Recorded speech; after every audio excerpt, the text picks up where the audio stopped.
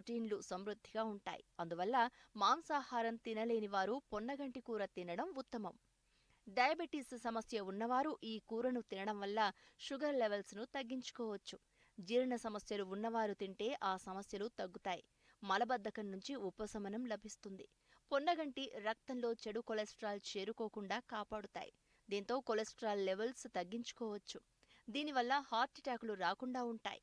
Asthma, బ్రాంకైటిస్తో బాధపడేవారు పొన్నగంటి రసంలో తేనె కలిపి తీసుకుంటే మంచిది. అధిక బరువు తగ్గాలనుకునే వారికి పొన్నగంటి కూర ఎంతో మేలు చేస్తుంది. జుట్టుకు పోషణ ఇచ్చే బయోటిన్ ఇందులో ఉంటుంది. దీనిని తీసుకోవడం వల్ల జుట్టు ఊడిపోవడం వంటి సమస్యలు తగ్గిపోతాయి. పొన్నగంటి కూరను తినడం వల్ల పలు రకాల క్యాన్సర్లు రాకుండా చూసుకోవచ్చు. చర్మం, ఎముకలు తదితర క్యాన్సర్లు దరి చేరకుండా కాపాడుతుంది. పొన్నగంటి కూరను రోజూ తింటుంటే వీర్యకణాల్లో ఉండే లోపం తగ్గుతుంది. వీర్యకణాల నాణ్యత పెరుగుతుంది.